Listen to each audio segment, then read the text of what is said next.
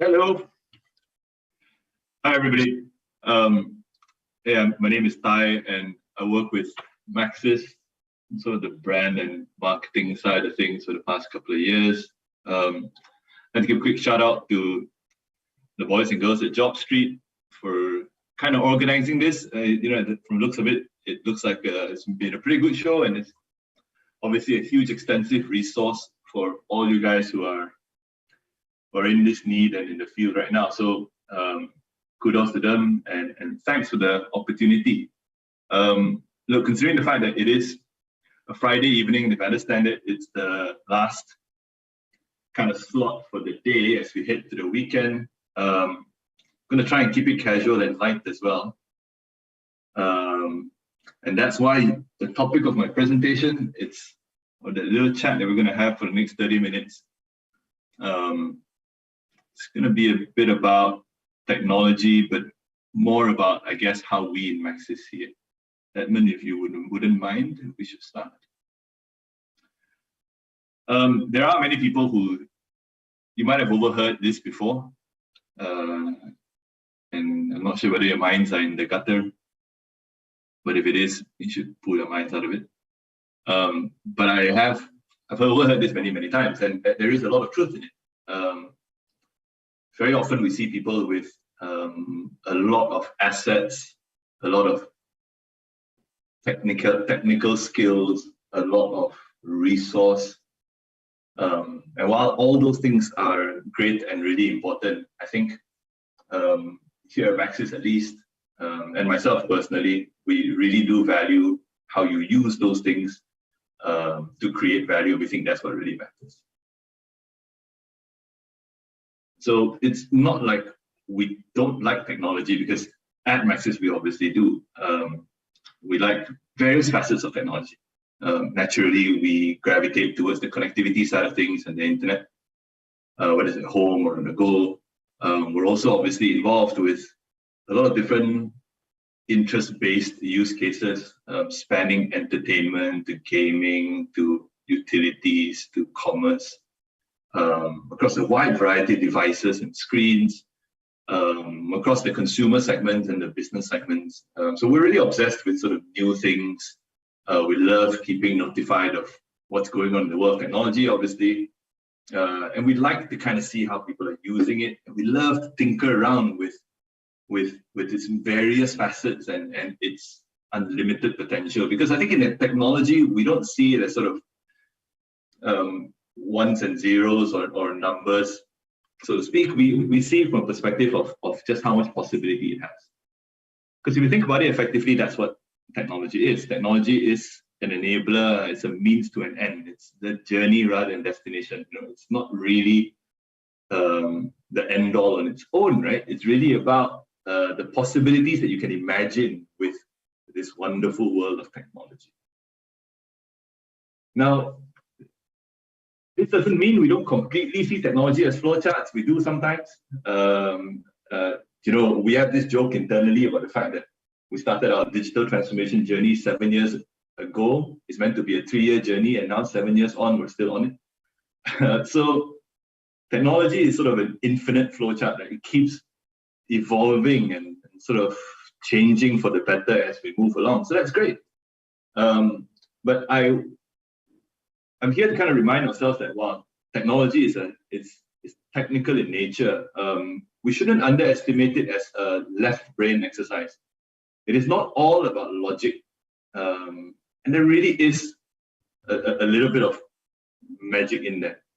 And I think that's how we treat technology. We treat technology again as an endless well of possibilities, and we see it as both a combination of your sort of left brain and right brain working together to kind of bring it to life and make great things happen. Specifically, we also don't see, like I said, this technology is an endless pursuit. Digitalization is this endless pursuit of like new things and ever-changing things. We, at least for today, want to share a little bit about like old stuff, old technology. It's kind of old, I guess. And as such, I think the stories that I will talk about in the next 20 minutes or so that's left will be sort of old cases. It's just like how in 2018, when we were thinking about possibilities of AR and we wanted to see what sort of value we could bring. And obviously AR is still very much in its infancy, even more so than in 2018. There wasn't that much you could do. I mean, it was very limited as far as its browser applications are concerned. It was really notoriously difficult to execute if connectivity is a little bit clunky. So that was obviously very difficult, but we did have this ambition of, we didn't start from AR as a topic. We started from obviously Chinese New Year, as you could imagine, and we were saying that there's this lion dance thing, right? We all love lion dances, right? But not all of us are lucky enough to welcome these lion dancing troops into our homes. So we started off with this idea of whether we could bring this to everybody's houses, whether everybody, literally everybody, could have a lion dance in their pocket. And with 118% mobile penetration at that point in time in 2018, everybody who could use their phones could quite literally bring this AR line into their lives. So we saw that as quite an interesting use of technology, and we were quite proud of it. So again, the next couple of cases that I want to share, it's about technology, but not necessarily new cutting-edge technology as you know it, because like I said, it's how you use technology that matters, not technology onto itself. So internally, we kind of have this trifecta of lenses that we use to view any application of technology or any even ideas around technology, which is A, what value does it create for us, for the people that we serve, for the community at large? B, if it's doable entirely by us, then clearly it's not necessarily really good. I mean, because we can't be the guys who know it all. And hopefully we think the best application of technology are the ones that utilize various stakeholders, from the engineers to the developers, to the agencies that are involved, to the creative idea people, to the media guys, to external partners, other brands, so on. If we achieve it together, chances are it's an idea worth pursuing. And thirdly, obviously, we'd love to think of it as, let's do things that's rarely been done before. So this is sort of our trifecta of lenses that help us evaluate sort of the possibility of ideas. So give you an idea of some of the things that we mean when we apply these lenses in trying to find application of ideas and technology. I think sometime in late 2018, we wanted to talk about our network. As you would know, telco companies talk about networks in a perspective of faster, bigger, wider, smoother, the usual stuff, right? But we felt that network was a bit different. Network was really about needs to be incredibly intelligent, increasingly so, especially when the internet means different things to different people at different times of the day. And every single day could be slightly different from one another. So we wanted to tap into that thinking, and we went ahead and worked with other people to try to realize an idea.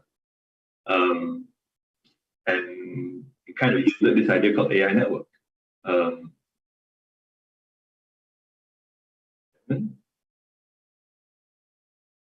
If you play video one, please. Widest, fastest, largest. With every telco playing a never-ending race of superlatives, Maxis knew it needed a smarter way to appeal to consumers and grow its subscriber base. We wanted to tell Malaysians how we've invested in our network to meet the needs and lifestyles of every consumer, providing network speed and stability at their moments of activity.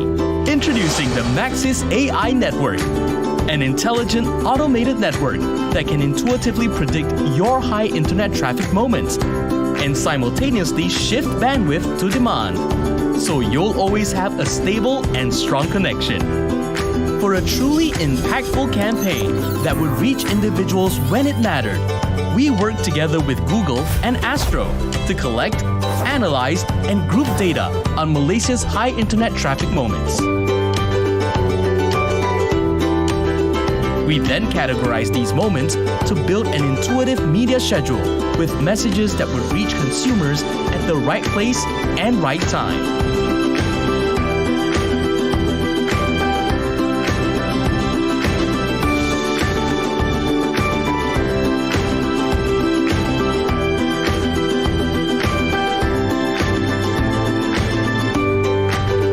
Maxis AI intelligently curated tailor-made ads for all your internet moments and let you know that our network is ready for them.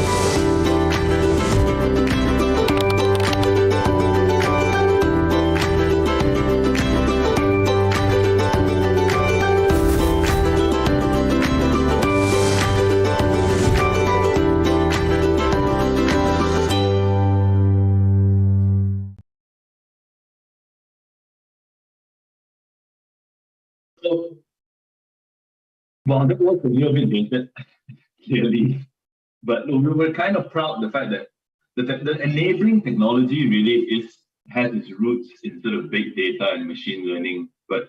And while we are proud of the hundreds of iterations that we've created and delivered across more than 5 million unique Malaysians, I think what got us excited about this is that we managed to tap into technology and create value by applying it in a relatively clever way. And again, it couldn't have been done without our partners. It was, as far as we can tell, rarely done before, if ever. And we think it created a lot of value for the people it was trying to serve. It reassured people who were at a specific time of day, on a specific need state, that they felt assured that they were being supported in how they use the internet and how they use our network. There's also another case that was maybe a little bit more recent, I guess. It's not that recent. It's 2 years ago, right? When in March, when we started getting shut down as a country, obviously. We were all very confused and we were all very anxious. We couldn't do a lot of things as marketeers. You were stuck. You couldn't produce things. You weren't sure whether you should invest, shouldn't invest. But the people, average everyday folk, were even worse off, I guess. This feeling of powerlessness, this feeling of stasis, that you stay at home and you can't do anything and you can't go out, you can't meet your friends, you can't interact, you can't be entertained, you can't be distracted. So that was very difficult. And I think we felt like we had to do something, but at the same time, like I said, there's only so much we could do. So again, how do we see the way that we could create value for people? And we thought the best way to do this, again, using hopefully, in this case, relatively simple technology, a lot of relying on our network, of course, but using relatively everyday technology, social networks, mobile phones, the cameras that are super canggih now on our devices. Could we use it to sort of be able to connect people so they could lift one another? So within 20 days of us being locked down in 2020, we developed a little campaign called Kita Support Kita. Edmund, would you please video?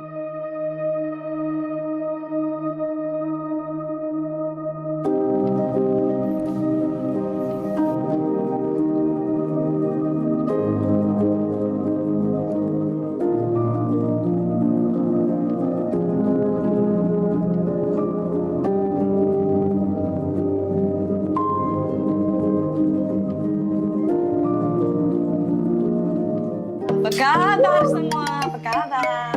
Hai Lisa, terima kasih. Duduk di rumah, kekal bubuk. Stay home, stay connected. Duduklah diam-diam duduk di rumah. Duduklah diam-diam duduk di rumah.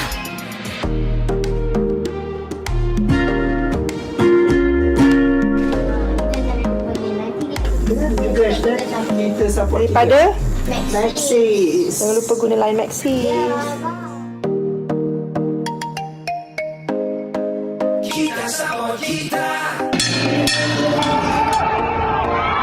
Dunia tanpa rasa kecewa, harapan kita setiap insan.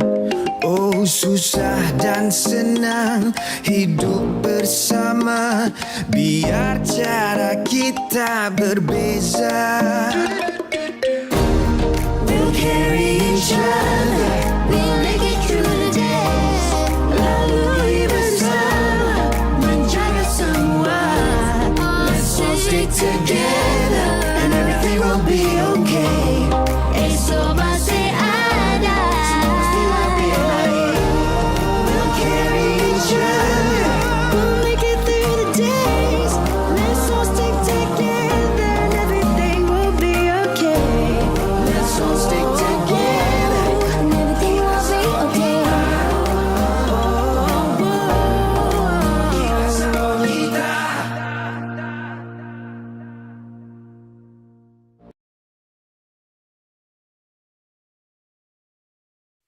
productivity tools to, I guess, live streaming content to the incredibly powerful social platforms that we lived on. Again, it was not about the technology that enabled it, right? But it's how we used it that we're kind of proud, right? To produce that 31,000 hours of watch time that eventually Malaysians went through. We're also obviously really proud that we raised $500,000 ringgit for the National Welfare Foundation with this campaign. But I think the key here was how quickly, again, we were motivated to deliver something for the people that we serve, to try to lift their spirits in this case. And once again, clearly this is a good example of how you can't do these things alone. And hopefully we tapped into our communities to kind of uplift one another. And we found that both fulfilling and obviously it's very rewarding to our brand. And we're really proud of that as well. Now, move on to another case which is also fairly recent. Again, you can kind of see the timeline happening. So 5G is something that we have heard in our collective minds for the past couple of years, partly our fault because we started talking about it fairly early. But the world has talked about it quite a lot. And some of you guys know a little bit about it. Some of you guys know that 5 is better than 4, so surely 5 is something. But to a lot of people, it's generally a bit like a unicorn. It kind of looks a bit familiar, but you don't think it really exists because it's not here yet. Or at least it's kind of here, but not really here. And nobody really knows what to do with it, right? So what do we do with a situation like that? What do we do with a topic that we should talk about or a technology that we should talk about? But perhaps its use cases and the actual experience of 5G isn't upon us just yet. And its applications, as far as technology applications, remain sort of a work in progress. If we wanted to understand a topic such as 5G, perhaps it helps that we contextualize it to what we understand today. So that's how that's what we went out to do with this project called 5G Live. It's a series of content, and it was a campaign at large, but it's a series of content and collaborations that we had with people in agriculture, education, retail, e-commerce, security, various verticals of businesses in the country, to see how we could explore the possibilities of a technology that perhaps is not here yet. So even though the unicorn is not here yet, can we talk about the horse? And can we kind of see what we could create out of it so that we're very prepared when it's completely upon us? Edmund, would you mind cueing video 3, please?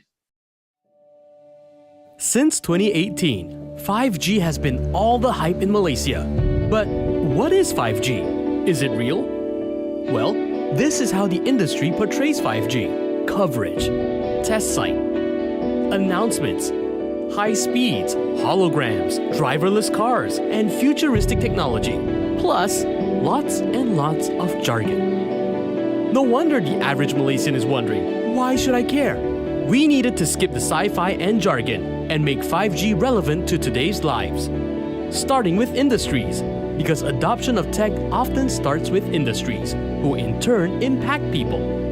Introducing Maxis 5G Live, a showcase of how 5G can solve real problems faced by real industries and people today. For example, we worked with durian farm owner Mr. Chang to develop 5G durian sets. 我们榴莲园最大的特色就是新鲜，所以第一个时间一定要去园里面，在半个小时里面捡到那个榴莲。 We can now connect more devices across Mr. Chang's farm to help him detect the falling of durians through the changes in weights of the net. 有了 Maxis 5G， 现在我随时随地都可以查看我的收成啊，节省了更多的时间和人力。 Besides, we Malaysians love durians more than jargon. We partnered with government agencies and corporations across the country to bring real impact to industries and people. Through through these Maxis 5G Live innovations. We showcase these possibilities of 5G today through short, digestible films. And because seeing is believing, we made several of these experiences open to everyone. Masa bayi AR tadi, adik rasa seronok sangat selamatkan ikan dari pedu. All of these led to meaningful engagement with future customers in corporations and the government, as well as with the media and Malaysians. Jadi dengan zaman yang ada 5G ni, saya berharap di sekolah pun kita dapat mengaplikasikan menggunakan teknologi-teknologi terkini. Dengan benda-benda ni dapat lebih membantu pelajar memahami. Saya dapat pegang jantung yang berdegup kencang dekat tangan saya. Senang sikit nak belajar dan dia mengurangkan bosan daripada belajar biasa.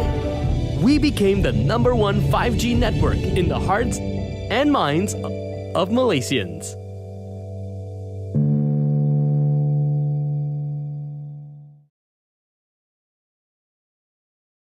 So I think, again, the underlying technology here is immense, right? I mean, it's not exactly 5G just yet, because we don't have it just yet, right? But there's a lot of demonstrations of everything from like IoT to telematics to VR and AR.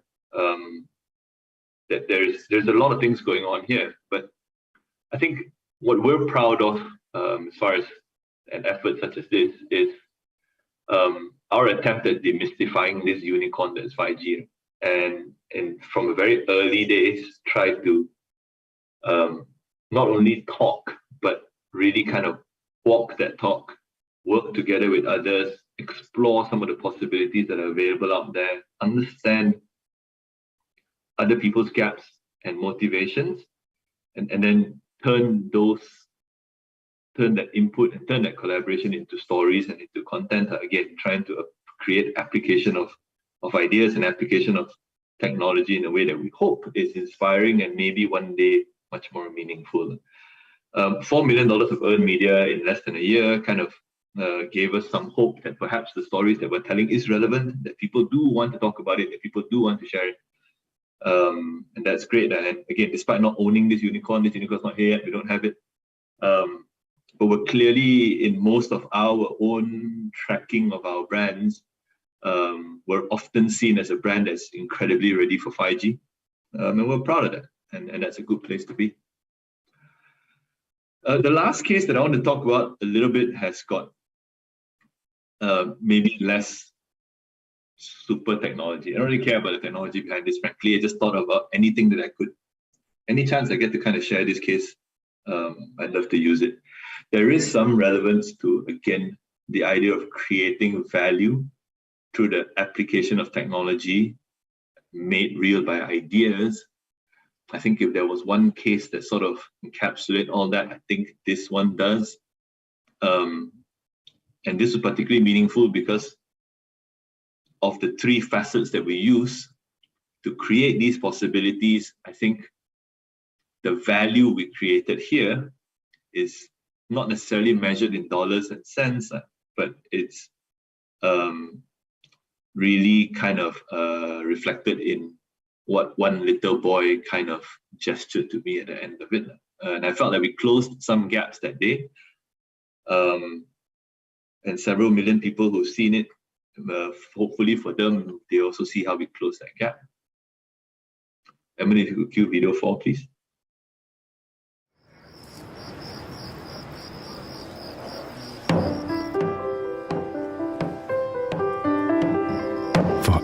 Faiz.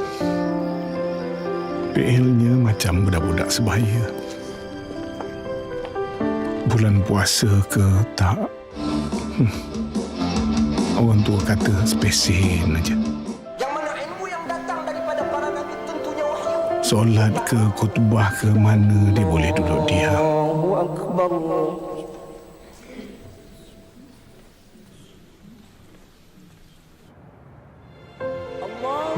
Kadang-kadang leka sampai terlupa benda lain.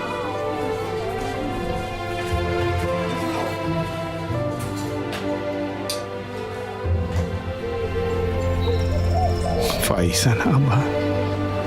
Abah tetap sayang Faiz. Faiz, mohon. Walau macam mana sekalipun, Faiz ni lain sikit.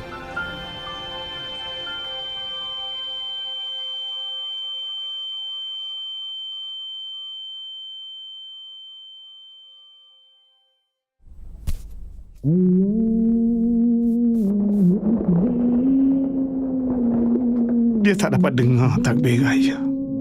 Tahun demi tahun setia ke masjid di pagi raya.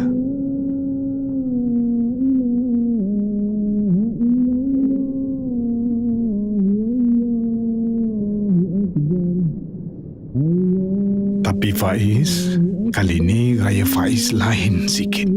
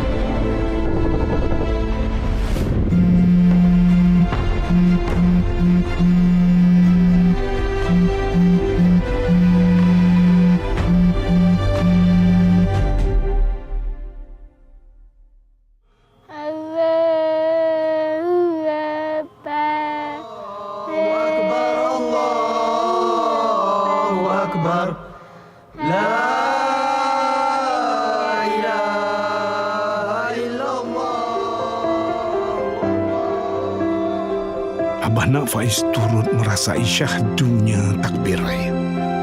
Supaya kita boleh bertakbir. Bertakbir bersama-sama buat kali pertama. Indah kan takbir raya?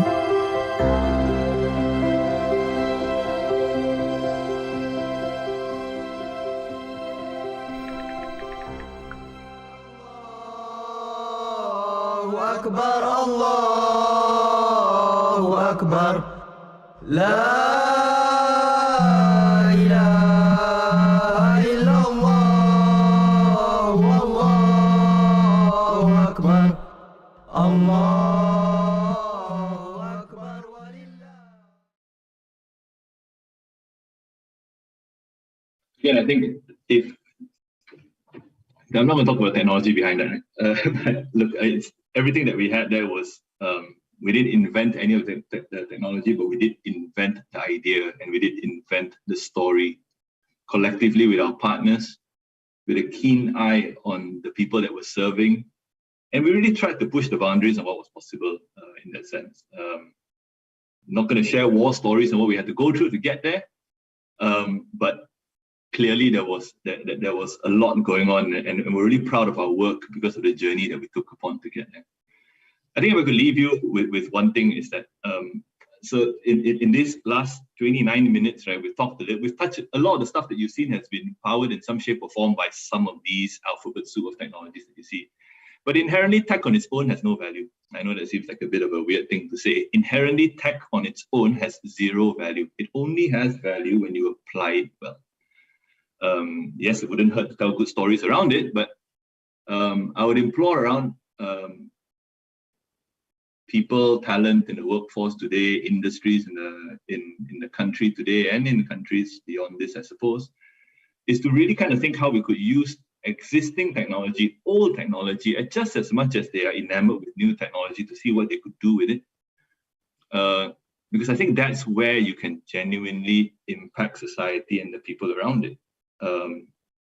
You get good value from good ideas, and that's how you should view technology. And that's it. That's my 30 minutes for the day. I hope you guys had a good chat. There is one question that's popping up in the chat box. Oh, by the way, I have an email down there if any people talk to me about partnerships or anything like that, or want to find out a bit more about how we are as an organization. More than happy to try to get back to you. There's one question about, in your opinion, besides digital marketing, how will technology impact marketing work? What's coming up next? That's a 3-hour conversation. But look, I mean, there's lots of tech experts that kind of talked about what's coming up next. I'm not excited by that at all. And I think I hope I've made my point in the past 30 minutes that you shouldn't be excited about the technology that's coming up next. You should be excited about the idea of how you want to use the technology that you have to do what's next. That's what's coming up. your idea on how you use technology today, that's available today, is what we should all be excited about. And I look forward to hearing your ideas, to see it in the open market or to see it in partnership with us, who knows. But I'm really excited to kind of see how people will use technology to create value and use ideas to generate that. That's what's coming up next, I guess. Well, of course, we're excited about 5G. We're excited about AR, but that aside. What are the indicators that you have framed the right story or the usage of technology? We do have quantifiable measures at the start of any effort. And it depends. When we embarked on, as a company, when we embarked on creating segment of one engine for our offers, the indicators were all KPIs and all measures of success were quantifiable. They were literally in dollars and cents, but also in percentages of response and so on. And when it comes to marketing, for example, I talked a little about 5G Live. That wasn't a revenue generating effort. So we use earned media as an indicator of success. But when it comes to a campaign that was more related to the product, of course, then revenue is an indicator. But I think if there was one broad indicator that we have framed the right story or used the correct technology, then the indicators normally are in the territory of engagement. If you have engaged your audience, the top part of the triangle, the people that you want to create value from, if you've engaged them, whether that is measured in earned media, shareability, time spent, clicks, conversions, store visits, those are typically the best indicators. In this case, if the guys who started this chat with me 30 minutes ago is still on this call, then I'll take it as a good indicator that I framed the right story and used the correct technology, that you stayed engaged, hopefully.